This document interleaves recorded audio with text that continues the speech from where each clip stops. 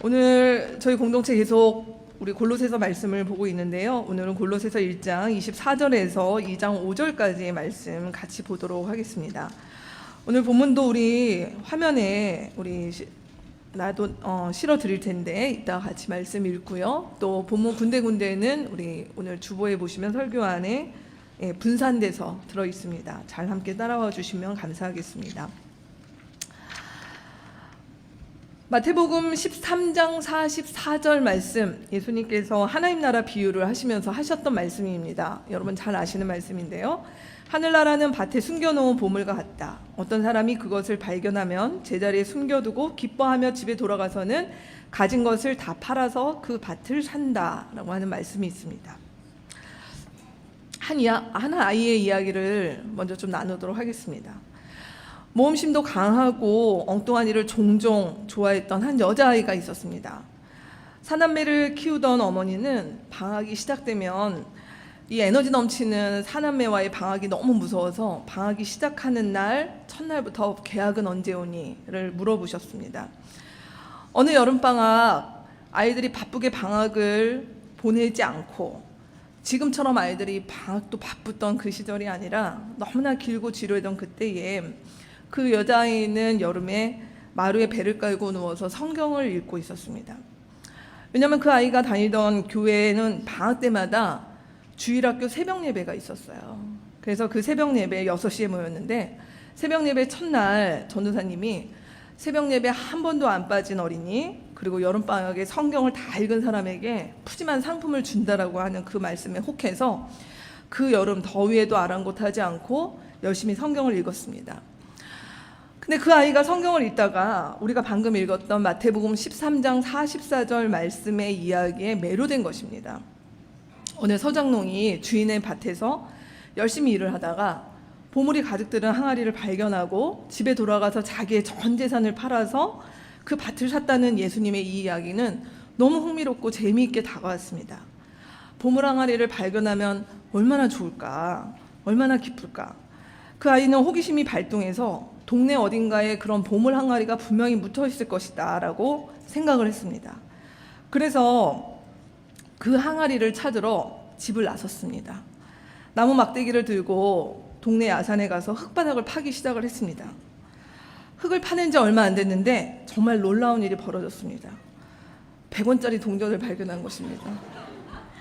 얼마나 흥분되던지 아이는 100원을 손에 쥐고 집에 돌아와서 동생들을 앉혀놓고 모험담을 이야기했습니다. 100원어치 떡볶이와 언니의 가머니설에 말려든 동생들이 그의 여름방학을 동네 뒷산에서 보물 찾는 일로 보냈습니다. 그의 여름방학은 그 어머니에게 참 쉬운 방학이었을 것입니다. 언젠 그 아이가 자라서 지금 이 자리에 서서 하나님 나라라는 가장 값진 보물을 설교하는 목사가 되어 여러분 앞에 서 있습니다. 제 이야기입니다. 저는 아직도 이 이야기를 대할 때마다 그때의 그 기쁨, 그리고 정말 무마리만큼 뒷동산에 올라가 흙을 팠는데 100원이 나왔을 때의 그 기분은 설명할 수 없는 기쁨이었습니다. 이렇듯 보물을 발견한 사람은 기쁨이 몰려오게 돼 있습니다. 왜냐하면 보물을 발견한 것도 기쁜데 그 보물을 얻기 위해서 수고하고 땀 흘리는 것, 그 과정조차도 기쁨이 되기 때문에 그렇습니다. 저는 그해 여름, 초등학교 몇 학년인지 정확히 기억은 안 나지만 그해 여름에 그 100원을 발견하고 그 이후로 거의 여름마다 정말 산에 올라갔던 것 같아요. 근데 그 기억이 고생을 했다라는 그런 기억이 아니라 마치 제가 유물을 발견하는 고고학자, 무슨 탐험가 이런 것이 된 것 같은 그 흥분으로 가서 그렇게 열심히 산을 팠던 그 기억이 있습니다. 오늘 우리가 함께 나눌 말씀은 기쁨으로 시작해서 기쁨으로 마무리를 합니다. 근데 내용을 읽어보면 과연 이것이 기쁜 일일까라는 생각이 들죠. 왜냐하면 여러분이 잘 아시는 것처럼 이 골로새서를 기록한 사람은 사도 바울입니다. 그리고 사도 바울의 이 골로새서는 옥중서신이라고 말합니다. 그 이야기는 이 골로새서는 지금 바울이 감옥에 수감된 상태에서 이 편지를 썼다는 얘기입니다. 분명 그가 감옥에 있는 시간이 그에게는 고난의 시간이고 또 그 장소는 매우 고독한 곳이었음에도 불구하고 지금 바울은 기쁘다라고 말을 하고 있다는 것입니다. 수감 생활이 너무 힘들어서 그가 정신적으로 뭔가 문제가 생기거나 현실을 인식하지 못하거나 뭐 자학 증세 같은 게 생겨서 지금 그가 기쁘다고 이야기를 하는 것이 아니라, 그는 내가 이 비록 감옥에 있지만 나는 보물을 발견했고, 그리고 그 보물을 위해서 내가 지불하는 그 대가와 그 과정마저도 나에게 기쁨이다 라고 하는 그 고백을 오늘 말씀 가운데 같이 하고 싶은 것입니다. 말씀 한번 같이 읽어볼까요? 1장 24절에서 2장 5절까지의 말씀 화면을 보시면 좋겠습니다. 보시고 우리 같이 한 목소리로 읽도록 하겠습니다. 이제 나는 여러분을 위하여 고난을 받는 것을 기쁘게 여기고 있으며 그리스도의 남은 고난을 그분의 몸된 곧 교회를 위하여 내 육신으로 채워가고 있습니다. 나는 하나님께서 여러분을 위하여 하나님의 말씀을 남김없이 전파하게 하시려고 내게 맡기신 사명을 따라 교회의 일꾼이 되었습니다.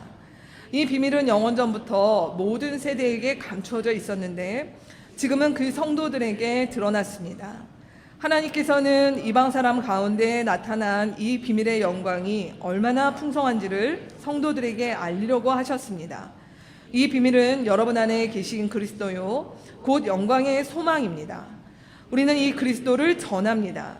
우리는 모든 사람을 그리스도 안에서 온전한 사람으로 세우기 위하여 모든 사람에게 권하며 지혜를 다하여 모든 사람을 가르칩니다. 이 일을 위하여 나도 내 능 속에서 능력으로 작용하는 그분의 활력을 따라 수고하며 애쓰고 있습니다. 여러분과 라우디게아에 있는 사람들과 그 밖에 내 얼굴을 직접 보지 못한 사람들을 위하여 내가 얼마나 애쓰고 있는지 여러분이 알기를 바랍니다. 내가 이렇게 하는 것은 여러분 모두가 사랑으로 결속되어 마음의 격려를 받고 깨달음에서 생기는 충만한 확신의 모든 풍요에 이르고 하나님의 비밀인 그리스도를 온전히 알게 하려는 것입니다. 그리스도 안에는 모든 지혜와 지식의 보화가 감추어져 있습니다. 내가 이 말을 하는 것은 아무도 교묘한 말로 여러분을 속이지 못하게 하기 위함입니다. 나는 육체로는 비록 떠나 있으나 영으로는 여러분과 함께 있으며 여러분이 질서 있게 살아가는 것과 그리스도를 믿는 여러분의 믿음이 굳건한 것을 보고 기뻐하고 있습니다. 네, 오늘 바울 사도의 이 편지가 내가 기뻐하고 있다. 그리고 지금 마지막의 내용도 기뻐하고 있다라고 얘기를 했습니다. 분명 그는 기뻐할 만한 상황이 아니었고 그의 몸이나 그의 어떤 마음 속에서 분명히 힘든 그 상황 가운데 누가 봐도 있었음에도 불구하고 그는 지금 기뻐한다라는 편지를 하고 있습니다. 왜일까요? 오늘 우리 말씀은 두 가지를 이야기하고 있습니다. 그리스도인이 과연 누구인가? 그리고 그리스도인은 어떻게 살아가는 자들인가? 우리가 이 짧은 대목 속에서 우리 같이 한번 말씀을 보도록 하겠습니다. 먼저 바울 사도는 나는 그 밭에 감추인 보화를 발견한 사람처럼 나도 그런 보화를 발견한 사람이다 라고 이야기를 하고 있는 것이죠. 그 보화가 누구입니까? 그리스도입니다. 그리스도인은 바로 누구인가? 바로 그 보물, 오늘 본문에는 보물, 보화 이렇게 같이 나오는데 발견한 사람이다. 그리고 그 보화는 무엇인가? 바로 그리스도가 감춰진 보화요 보물이다 라고 이야기를 하고 있습니다. 27절 하반절 그리고 3절 말씀에 나와 있죠. 자, 우리 지난주에 함께 나눴던, 지난주에 약간 좀 어려운 이야기들을 우리 같이 나눴었는데 여러분 기억하시는지 모르겠습니다. 한번 거기 괄호 안에 있는 내용들을 한번 우리 누구든지 한번 말씀해 주시겠어요? 그리스도는 만물의 무엇입니까? 네? 근원, 그렇죠? 기원, 근원이십니다. 또 누구시죠? 창조주십니다. 또요? 뭐의 중심이죠? 새 창조의 중심인 교회를 세우신 분이다 라고 우리 지난주에 같이 골로새서 그 앞부분에 나왔던 것입니다. 하나님과 함께 계셨고 만물을 창조하셨고 그리고 죄로 인해서 깨어지고 상한 이 세상을 다시 새 창조하시는 분이시다. 그리고 그 새 창조의 중심으로 교회를 세우신 분이다 같이 나눴습니다. 그렇다면 교회는 무엇입니까? 교회는 그리스도의 몸입니다. 그리고 이 교회는 그리스도의 몸으로서 뭐의 중심이라고요? 화해의 중심, 평화의 중심, 그리고 세상의 유일한 소망으로 주님께서 이 깨어진 세상 가운데 하신 것이다 라고 우리가 교회를 그렇게 배웠습니다. 그래서 교회와 그리스도는 분리되는 게 아니죠. 자, 그렇다면 밑에 이런 등식이 성립하겠습니다. 그리스도와 교회와 각 성도의 관계는 뭐로 될까요? 교회가 몸이면 그리스도는 누구십니까? 머리입니다. 그러면 성도는 누굽니까? 지체가 되는 것이죠. 그래서 이건 분리되지 않아요. 그리스도 따로 우리 따로가 아니라 우리가 예수 그리스도를 믿는 순간 우리는 그분의 몸이요 그분과 함께 움직이는 공동 운명체와 같은 자들이다라는 것이에요. 이걸 어떻게 하느냐라는 것이죠. 오늘 3절에 나와 있는 지혜와 지식의 보화라는 것은 우리가 이 세상을 살아가면서 하는 그런 지혜와 지식의 보화가 아니라 바로 이 하나님의 계획, 하나님이 누구시며 인간은 누구이며 그리고 이 세상의 구원과 이 세상의 회복과 관련된 그 지혜와 지식을 알 수 있는 길은 누구에게 있다? 그리스도라고 하는 그 비밀 안에 있었다라고 하는 부분이에요. 근데 이것이 지금 어떻게 됐다고요? 감춰져 있었던 것이에요. 그냥 감춰져 있으니 알 수 없지요. 찾을 수가 없죠. 근데 이게 어떻게 됐습니까? 이제 감춰진 비밀이 아니라 마침내 드러난 비밀이 되었다라고 얘기하고 있습니다. 자, 이 마침내 드러난 비밀, 이 비밀이 감춰져 있는데 드러났다라고 하는 것들을 할 때 우리가 반드시 이해하고 넘어가야 되는 하나님 나라에 대한 이 개념이 있습니다. 그림 한번 보실까요? 네. 제가 여러분 잘 보이시죠? 네. 성경에서 말하고 있는 이 하나님 나라를 이해할 때 이건 우리 공동체에서 뭐 여러 디딤돌 훈련 때나 아니면 설교 때도 여러 번 드렸던 얘기입니다. 그래서 우리 공동체와 함께 오랜 시간을 같이 하셨던 분들은 이제 이 그림은 그리실 수 있을 정도가 되셔야 돼요. 자, 하나님 나라는 우리가 죽어서 가는 나라가 아니라 성경의 하나님 나라는 이 땅 가운데 오는 나라입니다. 그렇죠? 성경에서 말하고 있는 아주 중요한 개념이 있습니다. 성경은 지금 이 땅을, 이 시대를 우리가 살아가고 있는 하나님께서 아담 이후로 창조한 이 시대를 뭐라 그러냐면 이 세대라고 표현을 하고 있습니다. 그래서 이 세대는 이 직선상에서 보시면 시작이 있고 끝이 있어요. 그 시작은 누구였습니까? 아담으로부터 시작을 했는데 그 아담으로부터 시작한 이 세대가 어떻게 되었죠? 죄로 말미암아 깨어지고 망가진 세대가 되었습니다. 근데 이 세대의 가운데 오늘 우리가 본 것처럼 하나님의 비밀이 어느 시점에서 드러나야 되잖아요. 자, 그 다음 걸 한번 보여주시죠. 자, 이 세대 가운데 하나님의 나라가, 그걸 성경에서는 오는 세대, 하나님의 나라가 온다라고 표현하는데 이 오는 세대가 우리 가운데 임할 거예요. 자, 그러면 그 임하는 것이 언제 임할까요? 저게 무엇입니까? 십자가 사건이죠. 예수께서 이 세대 가운데 죄로 말미암아 깨어진 이 세대 가운데 예수께서 이 땅에 육신의 몸을 입고 오시고 십자가와 부활 사건으로 이 세대 가운데 무엇이 시작됐습니까? 하나님 나라가 시작되었습니다. 하나님 나라가 이 땅 가운데 임했습니다. 근데 이 하나님 나라가 이 땅 가운데 이렇게 임했지만 이 하나님의 나라는 언제 완성이 되냐면 언제 완성이 될까요? 예수께서 이 땅 가운데 다시 오심으로 완성이 된다라고 이야기를 하고 있습니다. 자, 그러면 지금 이 세대와 오는 세대에 겹치는 지역, 저 네모 보이십니까? 저기가 지금 우리가 살고 있는 시기죠. 저 시기가 뭐 종말이라고 성경에서 말하고 있는 종말은 저 시대 전부를 종말이라고 이야기합니다. 그래서 성경의 종말은 예수께서 이 마지막에 오셔서 예수의 재림 때를 종말로 말하지 않고 종말은 예수께서 이미 오셔서 시작된 새 나라, 그리고 그 나라가 완성되는 그 기간 전부가 종말입니다. 그러니 우리가 이 땅 가운데 살아가는 동안 우리는 지금 어디를 살아가고 있습니까? 종말을 살아가고 있는 것입니다. 그러나 이 땅 가운데 하나님의 나라는 어떻게 됐다고요? 왔습니다. 그러나 하나님의 나라가 우리 가운데 임했지만 아직 완성되지 않았습니다. 그래서 여러분의 설교안에 보면 이미 그러나 아직 already not yet이라는 표현이 들어있죠. 하나님의 나라가 이미 우리 가운데 왔다. 그러나 어떻게 됐다? 아직 완성되지 않은 그 중간기, 그 종말, 그 전환의 시기를 우리는 이 땅 가운데서 살아가고 있다라고 하는 것입니다. 그래서 이 땅 가운데서 우리가 예수 그리스도를 믿기 시작하면 우리 가운데는 두 가지의 뭐라고 할까요? 이중 시민권이 부여되는 것이죠. 분명히 우리는 이 땅의 사람이에요. 대한민국 국민입니다.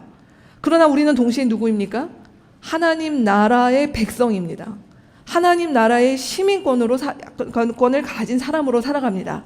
이 두 개는 조화가 될까요? 조화 안 됩니다. 이 둘은 반드시 충돌이 있고 이 둘 사이에는 반드시 갈등이 있는 그 시기를 우리는 살아가는 것입니다. 자, 쉽게 얘기해보죠. 제가 이 하나님 나라 이야기를 드릴 때마다 자주 했던 얘기가 있습니다. 자, 전 처음 들어보는 얘기다라고 지금 이렇게 좀 반응을 보여주시는 분들이 있는데 쉽게 말씀을 드려볼게요. 자, 우리나라가 일제 치하 때 원래 이 땅은 일본의 땅이 아니라 조선의 땅이었습니다. 근데 조선의 땅에 일본이 침략해서 이 땅을 일본이 점령했었습니다. 자, 이 세대가 마치 그렇게 보인다고 한번 보십시오. 그런데 우리가 언제 됐죠? 광복이 되었단 말이에요. 마치 하나님의 나라가 이 땅 가운데 임한 것처럼 광복이 되었습니다.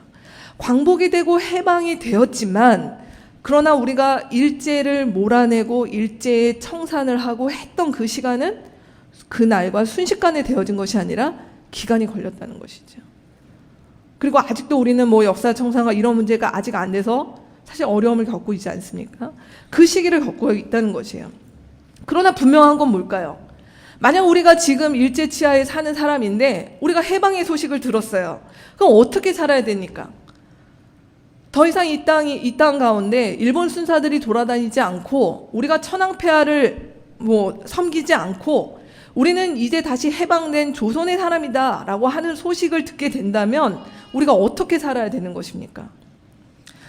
열심히 우리가 돈을 모아서 그럼에도 불구하고 일본 돈을 열심히 모으고 일본 돈으로 열심히 저축을 하고 채권을 사고 내가 천황을 모시는 좋은 일본 사람, 1등 일본 사람이 되기 위해서 노력하고 이렇게 살아야 되느냐는 것이에요.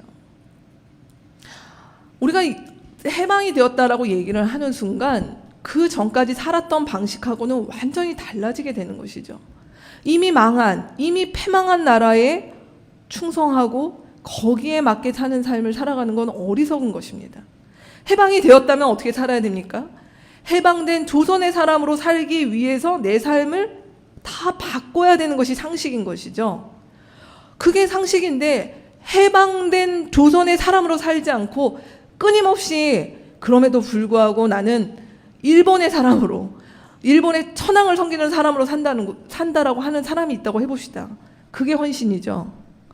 망한 나라를 위해 살아가는 그게 헌신인 것입니다.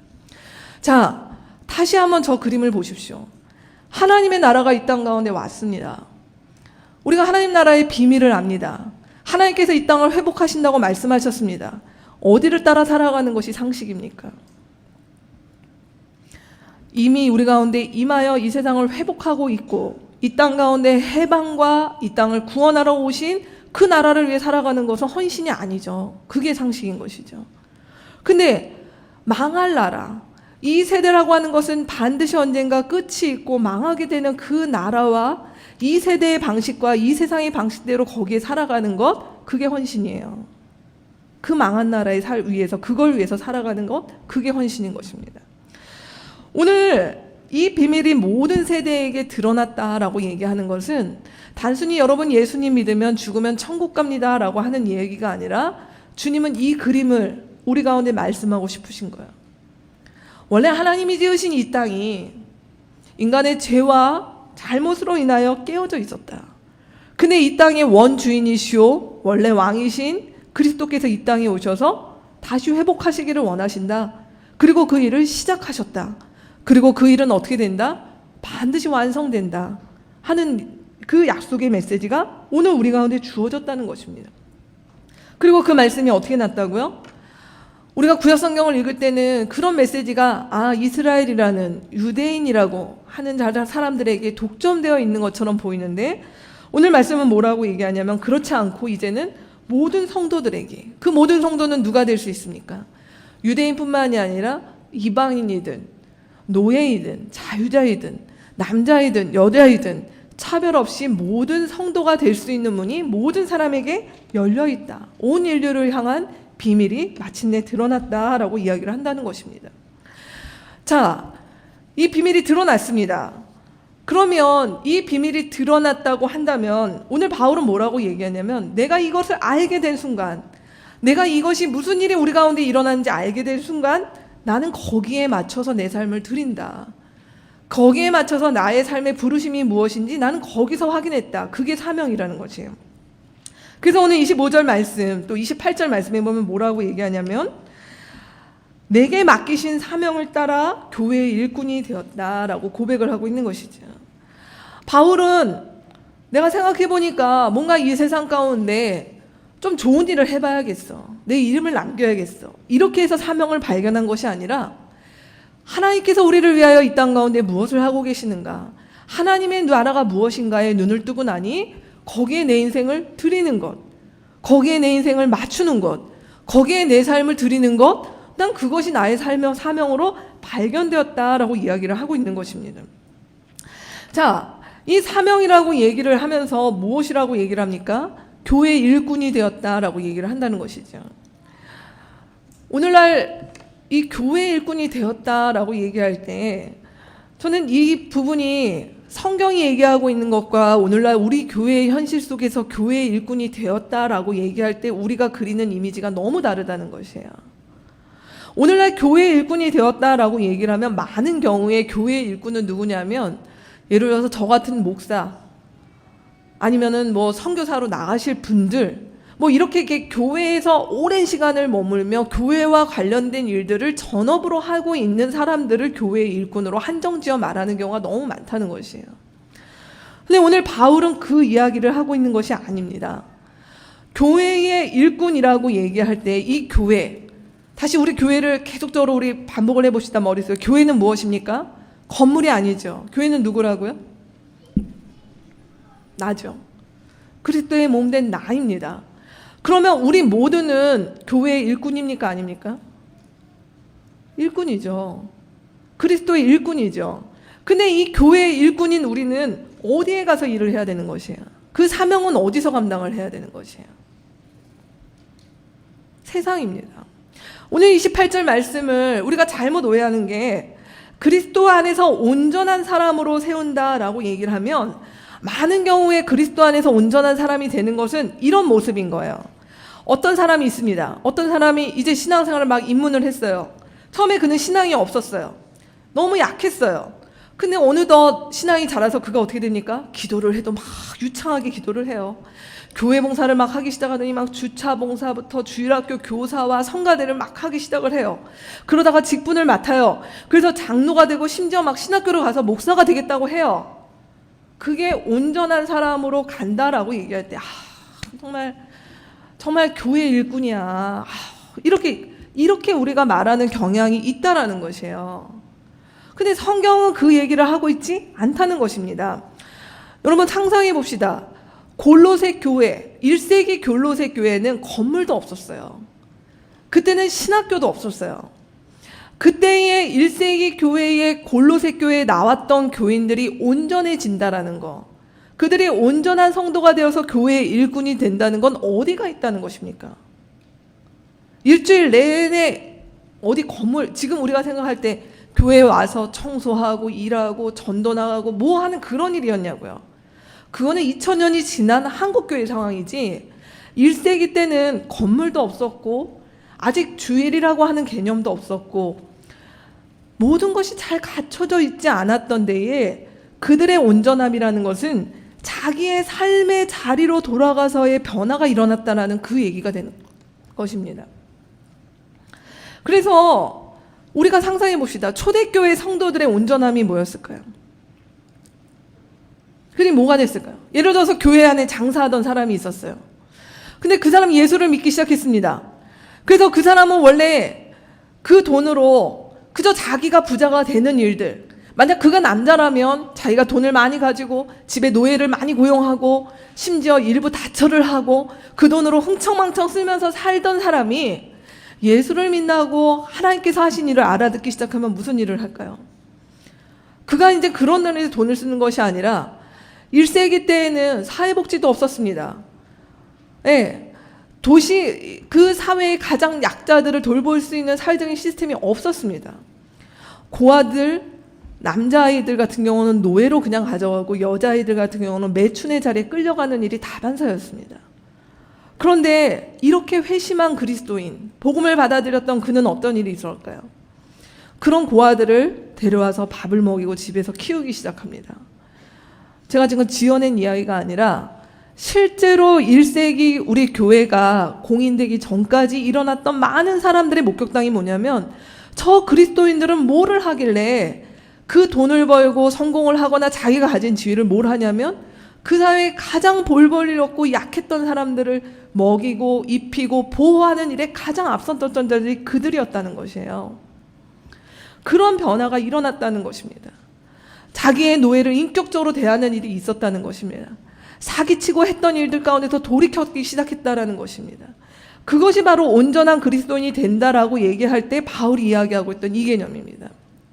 자, 그렇다면 2017년 시간이 지났습니다. 2000년이 지난 한국교회의 그리스도인의 온전함은 무엇이었겠습니까? 우리의 온전함은 무엇입니까? 교회에서 시간을 많이 보내는 것, 저는 이것도 중요하다고 생각하고 그것이 한국교회가 지금 여기에 오기까지 한 저력이었음을 부인하지는 않습니다. 그러나 내가 일주일간 내가 시간을 제일 많이 보내고 많은 시간을 할애하며 많은 일들을 하고 중요한 일들을 결정하는 곳에 불법과 불의와 부당함과 그 가운데 가불관계와 이런 많은 것들이 있음에도 불구하고 우리의 신앙생활은 그거와 상관없이 내가 그냥 교회에 와서 여기 와서는 기도하고 종교적인 언어를 쓰며 그저 여기 와서 하는 이런 것들이 온전함이냐라고 하는 것이에요. 성경은 우리의 온전함은 그런 것이 아니라 이 불의가 펼치고 이 부당함이 판치는 곳들 가운데 그리스도인인 우리 교회가 들어가는 것이죠. 여러분의 일터, 직장, 학교, 아이들을 키우는 양육의 장소에 들어가게 되면 어떤 일이 있어야 되는가? 우리 때문에 이런 불법과 불의와 부당함과 가불관계와 이 세상에 말도 안 되는 일들이 고전을 면치 못해야 되는 것이에요. 우리 때문에 힘들어져야 되는 것이에요. 우리 때문에 그것이 그냥 관례야, 상식이야, 이 사회에선 다 그렇게 했던 것들이 한 번씩 브레이크가 걸려줘야 되는 것이에요. 그게 우리가 온전해지면 질수록 일어나야 되는 일들이라는 거 하는 것입니다.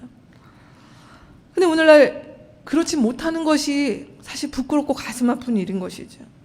우리가 온전한 사람이라고 얘기하는 너무 훌륭한 장로님이야 라고 우리가 얘기하지만 이 나라의 많은 장로님들 때문에 이 나라가 전체가 힘든 시기가 얼마나 많이 있었습니까?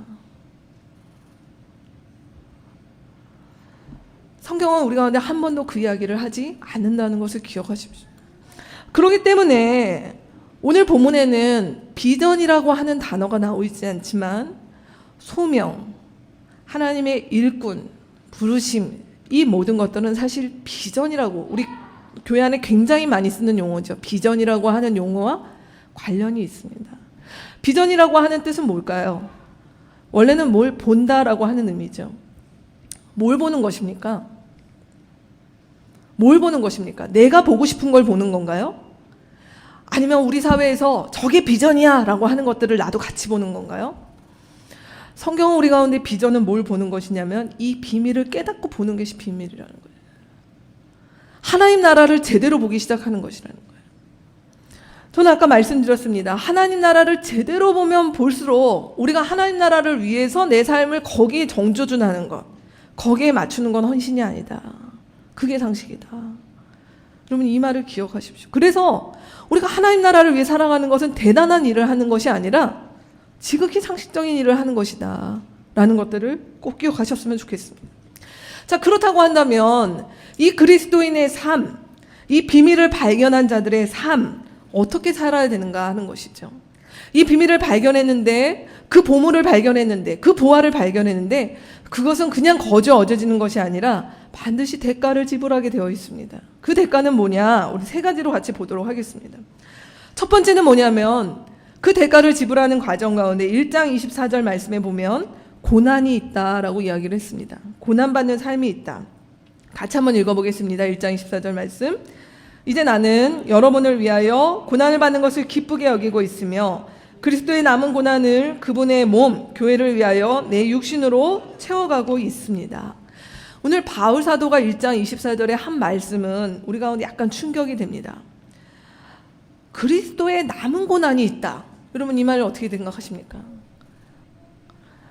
우리 아까 하나님 나라를 봤던 저 그림에서 예수께서 이 땅 가운데 십자가를 지러 오시고 부활하셨던 그 예수의 십자가 사건이 뭔가 부족하다는 얘기인가요? 그래서 예수님은 아직도 십자가를 지셨지만 아직 남은 여분의 고난이 있다는 얘기입니까? 그러면 우리가 예수님 믿기 어려워지죠. 그렇죠? 예수님의 십자가로는 해결되지 않는 뭔가가 더 있기 때문에 예수를 믿기 어려워지죠. 오늘 보면 그 얘기를 하는 것이 아닙니다.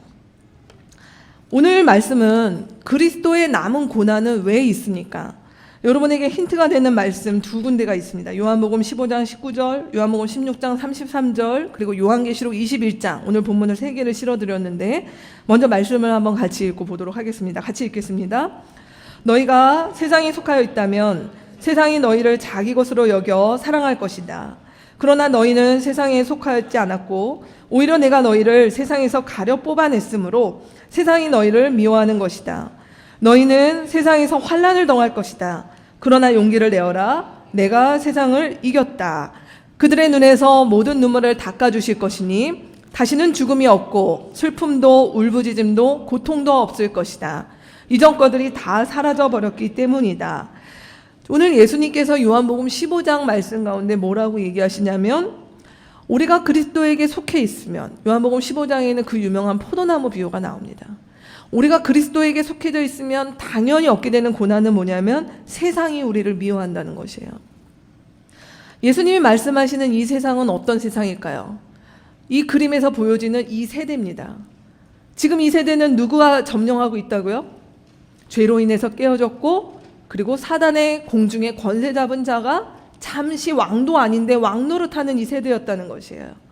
그 세상이 자기를 추종하지 않고 자기를 주로 인정하지 않는 우리들, 그리스도께로 등 돌려버린 사람들, 그렇죠? 세상 입장에서는 그리스도께로 전향한 사람들을 좋아하겠습니까? 싫어합니다. 미워합니다.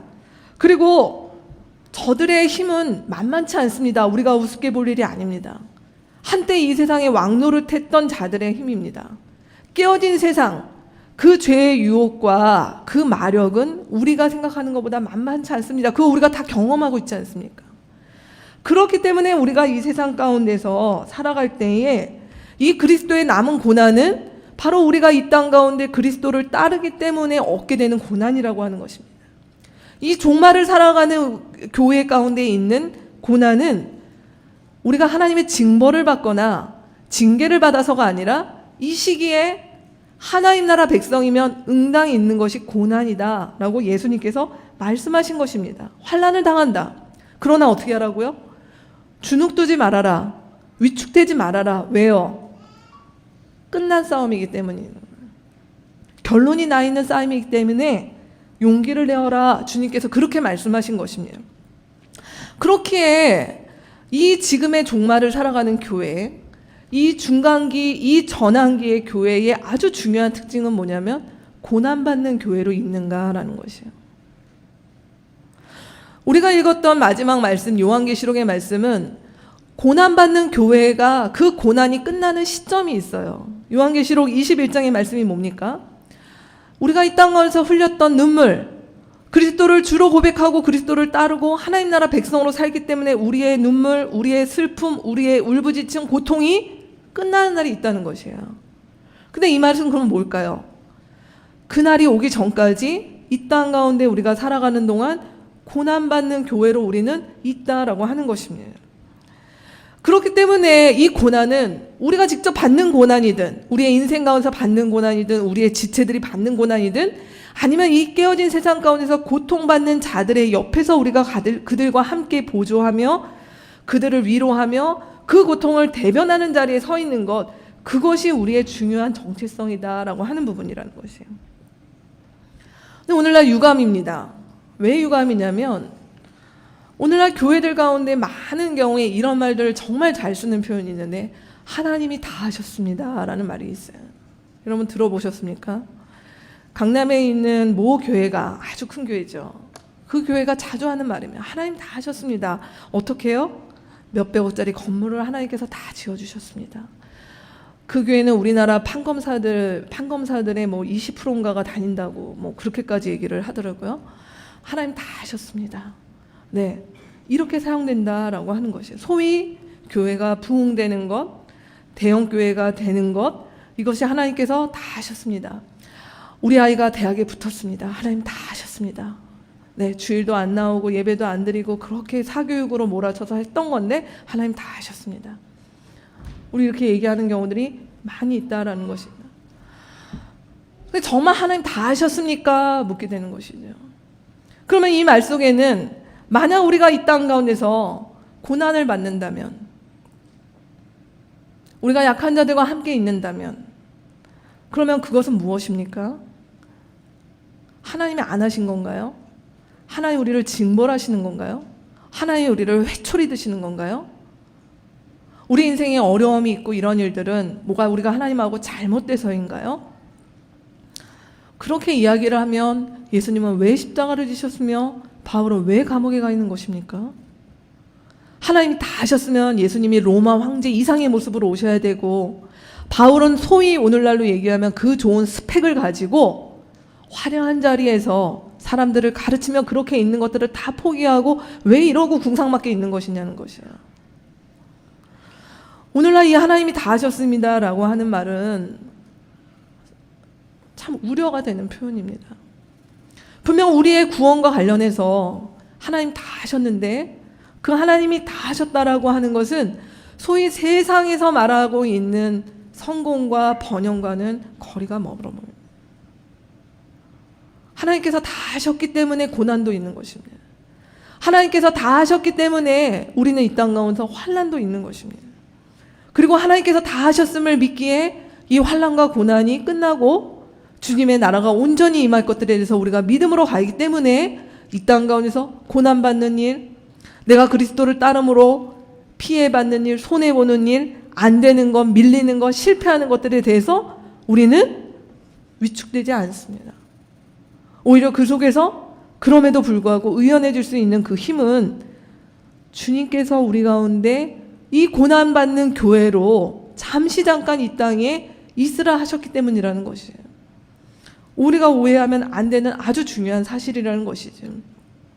자, 그렇다면 이 고난받는 삶, 그리고 이 고난받는 교회로 우리가 존재하는 것, 이것이 오늘날 우리 이 땅의 교회들 가운데 있는 그 번영의 복음, 성공의 복음, 축복의 복음이라고 하는 것들과는 상당히 거리가 먼 복음이죠. 어떻게 해야 되는가라고 하는 것이에요. 두 번째로 나오는 바울의 얘기는 우리가 제대로 전해야 된다는 것입니다.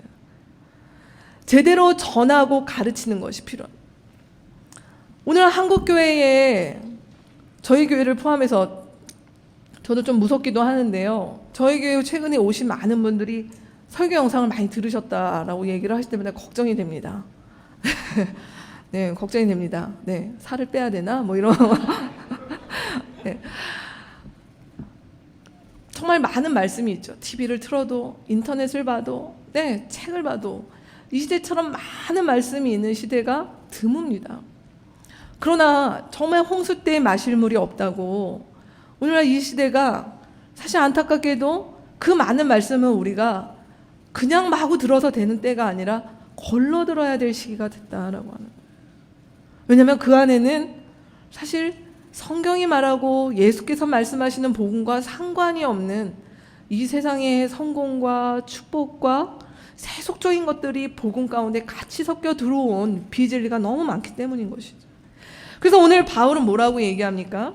제대로 전하는 것, 전파하는 것, 가르치는 것, 그게 뭘까요? 하나님의 말씀, 하나님의 나라, 그리스도가 누구시며 교회가 무엇인지 제대로 가르쳐야 된다는 것이에요. 오늘 25절, 28절, 2절과 4절의 말씀에 보면 이 가르침이라는 게 무엇인지에 대해서 아주 분명하게 설명하고 있습니다. 제가 여러분의 설교 안에 실어드렸는데요. 이 가르침이라고 하는 것들이 제대로 일어나면 이 과정이 일어난다는 거예요. 첫 번째는 무엇입니까? 사랑의 결속이라고 표현을 했습니다. 여러분, 우리가 진리의 말씀을 가르치는 것은 지적인 것이 아니에요. 지적인 것도 분명히 포함되지만 이것은 정보 전달이 아니라는 것입니다.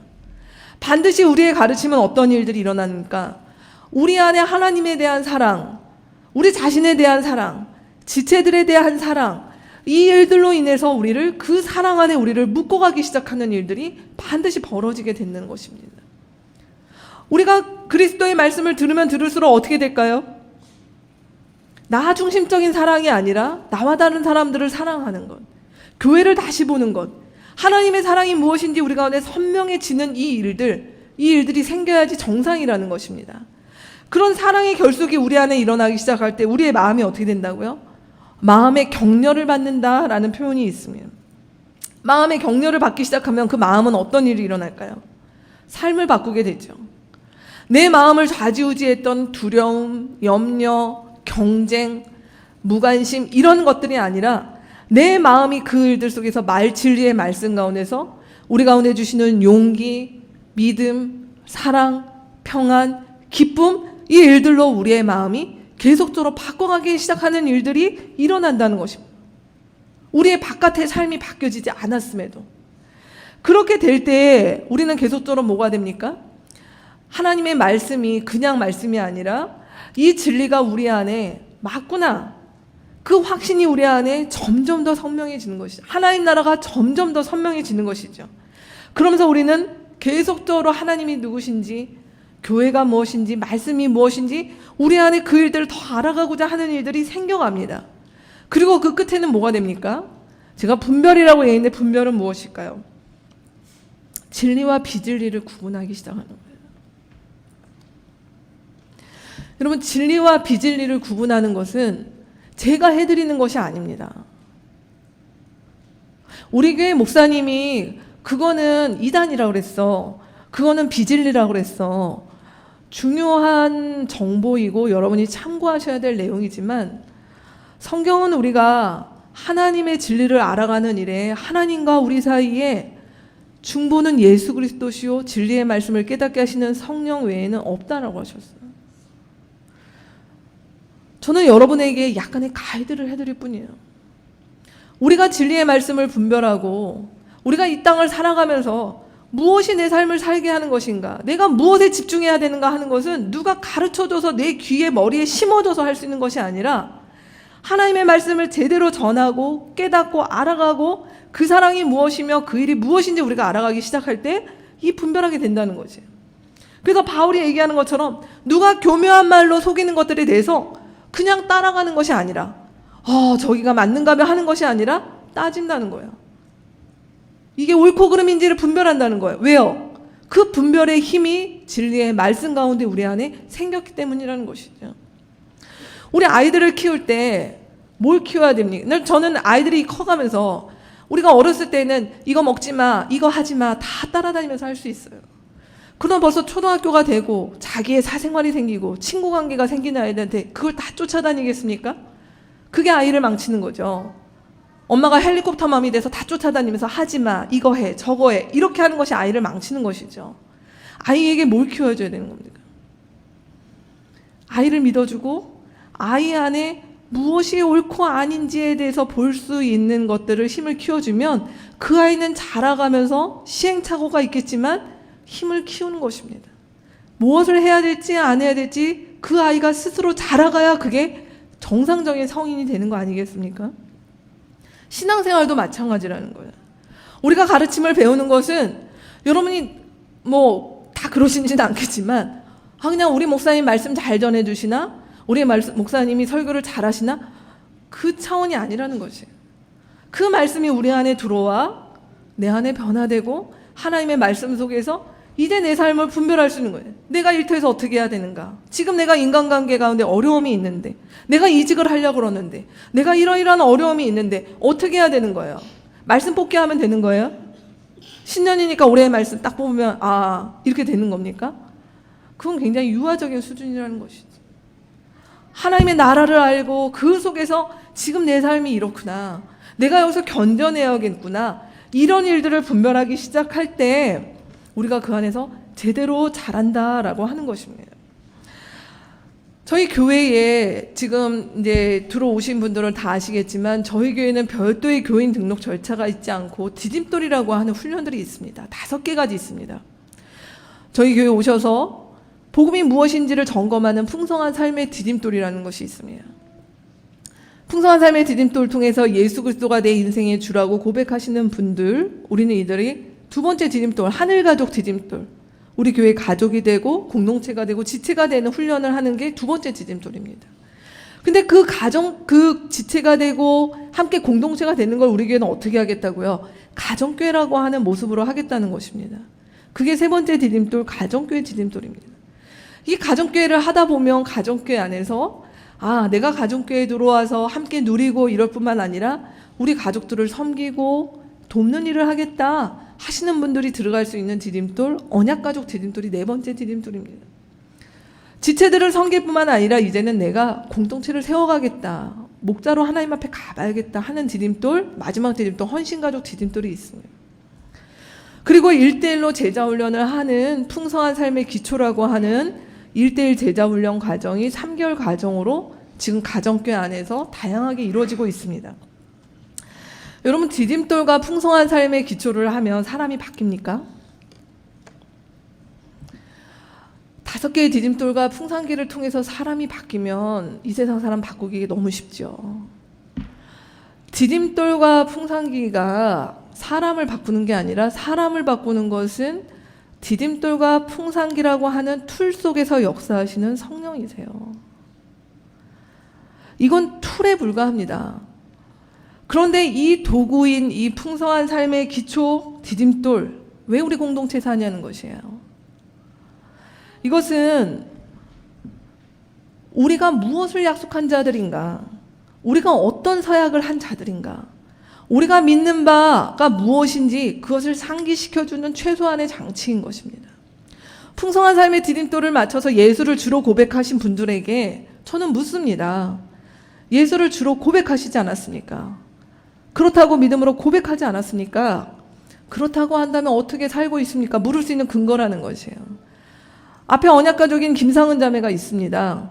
저는 김상은 자매에게 물을 수 있는 근거가 있어요. 언약가족으로 서약하지 않았습니까? 복음을 나누겠다고 하지 않았습니까? 가정교회를 섬기겠다고 하지 않았습니까? 물을 수 있는 근거가 김상은 자매에게 있어요. 왜요? 본인 서약하셨으니까요. 마침 우리 앞에 두 분의 목자님이 계십니다. 동일합니다. 가정교회를 위해서 헌신하겠다고 약속하지 않으셨습니까? 왜 묻습니까? 제 개인적인 견해인가요? 아니요.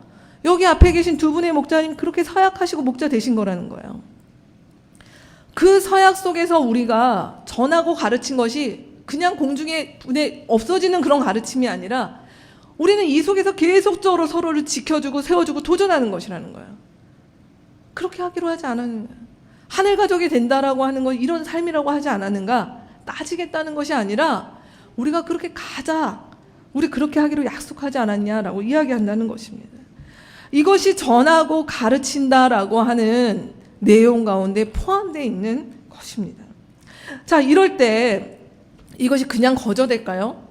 오늘 바울이 말하고 있는 마지막 우리가 이 땅에서 그리스도인으로 비밀을 발견한 자들의 삶의 모습은 뭐냐면 애씀이라는 것이에요. 애쓴다.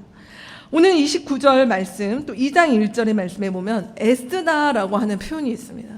이 애씀은 영어의 struggle이라고 하는 단어예요. 이 말은 뭘까요? 막 발버둥 치는 거예요.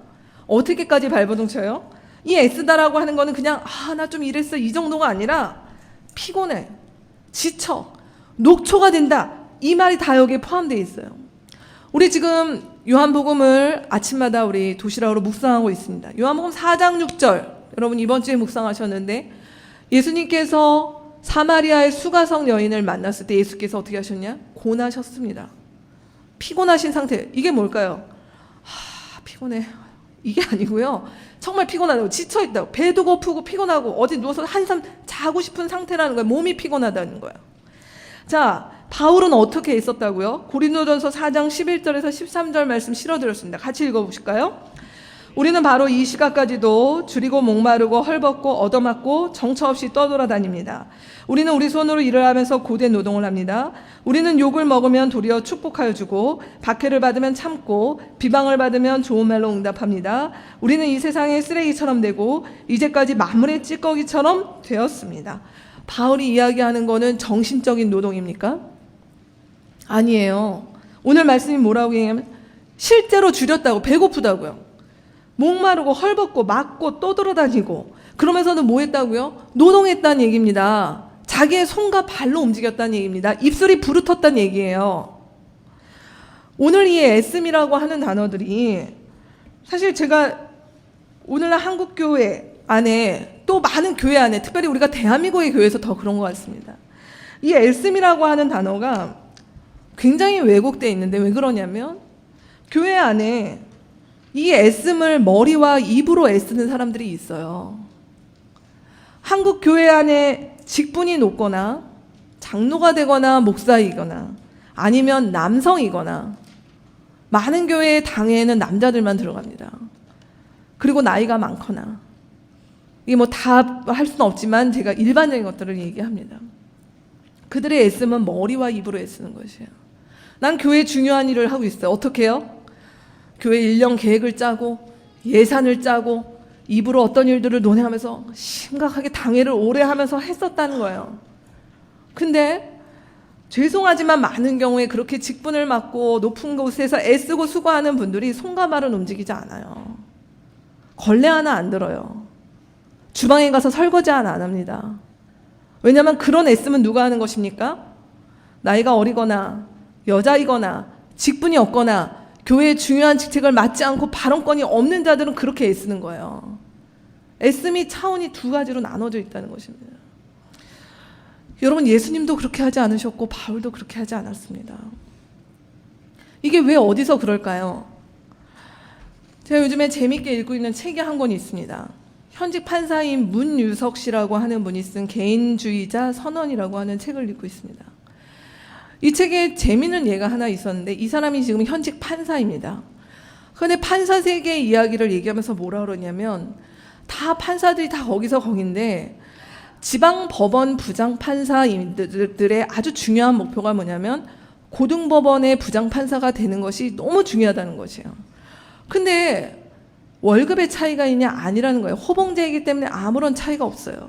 근데 뭐가 차이냐? 고등법원 부장판사가 되면 기사 딸린 차가 나온다는 것이에요. 남자 나이 50에 내 차를 열고 나오는 것과 기사 딸린 차가 나와서 어딜 딱 갔는데 기사가 문을 열어주는 것 급이 다른 얘기다는 것이에요. 또 하나 예가 있습니다.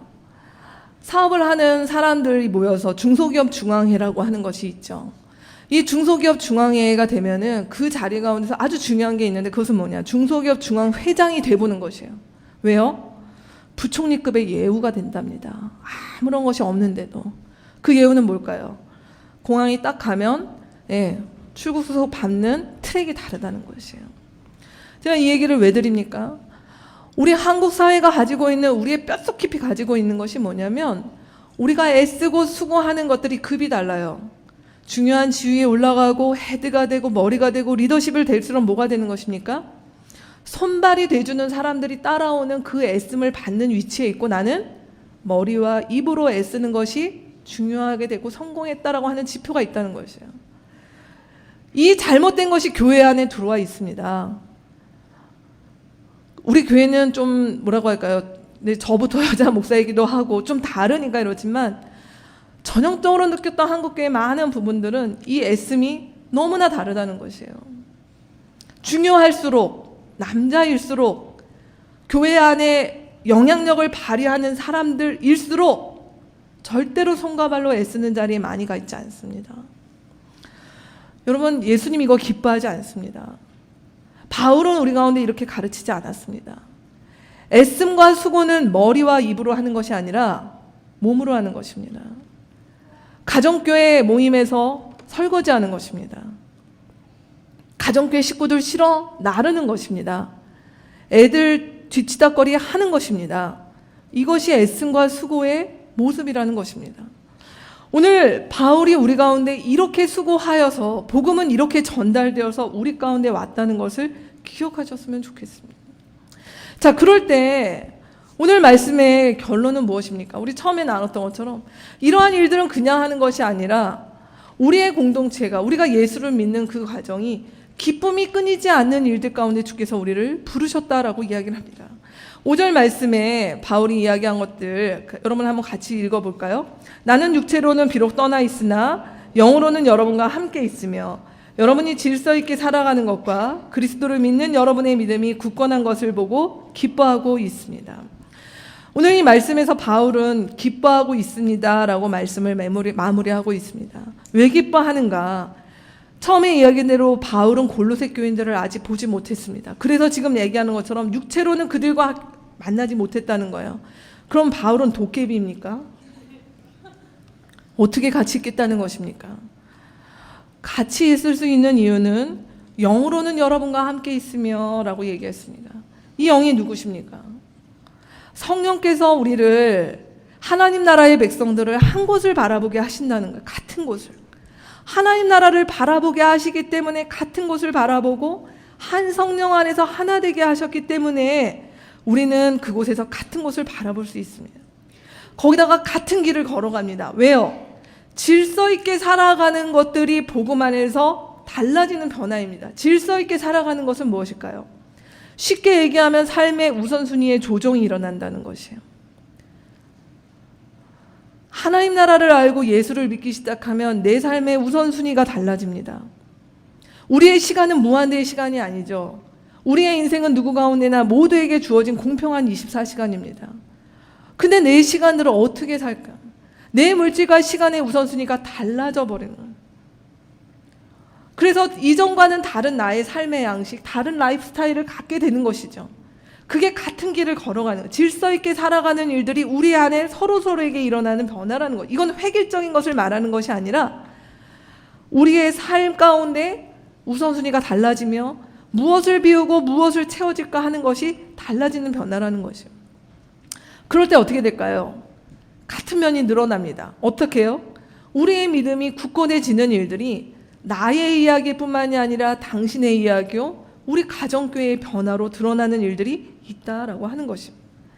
그렇기 때문에 이런 일들, 같은 곳을 바라보고 같은 길을 걸어가고 같은 면이 늘어가는 이 일들이 볼 때 비록 떠나 있지만 그렇게 공동체가 달라지게 되는 것들은 숨길 수가 없죠. 드러나게 되고 알려지게 되고 듣게 되고 보게 되는 일들로 남게 되는 것입니다. 그래서 그 일들이 기쁨이 되는 것이죠. 왜요? 예수 그리스도라고 하는 비밀이 우리 가운데 그 보화가 일으키는 일들이 이런 거구나라고 하는 것들이 그 비밀을 발견한 자들의 모습들 속에 계속 그렇게 반복되어 일어나기 때문에 바울은 기뻐한다라고 고백하게 되는 것입니다. 말씀을 마무리합니다. 여러분, 예수를 믿는 것은 고달프게 예수님께서 우리를 이 세상의 즐거움에서 등 돌려서 그저 힘든 길, 그저 고난의 길, 그저 환난의 길로 우리를 부르신 것이 아니라 사실은 예수께서 우리를 기쁨의 자리로 부르셨습니다. 제가 어렸을 적 그 100원짜리를 발견했던 그 기쁨이 저의 어린 시절 못 모를 때의 기쁨이었다면, 제가 고백컨대 하나님 나라를 알아가고 하나님 나라가 선명해지는 그 기쁨은 무엇과도 비교할 수 없는 기쁨인 것입니다. 근데 그 기쁨의 내용에 우리가 고난을 받고 우리가 복음을 전달하는 과정 가운데서 때로 애쓰고 지치는 일들이 그 안에 있지만 그 모든 것들을 다 한 번에 싸고 있는 그 보자기와 같은 것, 그것은 기쁨으로 설명될 수 있는 것입니다. 여러분, 2017년 우리 공동체의 나의 신앙생활을 여러분 한번 전망해 봅시다. 다른 무엇을 열심히 하는데 혹여 우리 가운데 기쁨이 그 가운데 빠진 채 하고 있다면 다시 한번 우리가 복음의 진리 가운데서 돌아봤으면 좋겠습니다. 그리고 우리 가운데 때로 고달프고 지치고 피곤한 일들, 마음 상하는 일들이 있다 하더라도 그 모든 것들을 우리가 하나님께서 우리 가운데 주신 기쁨이라고 하는 보자기 안에 우리가 함께 엮어가고 묶어가는 훈련들 같이 해나갔으면 좋겠습니다. 기도하겠습니다.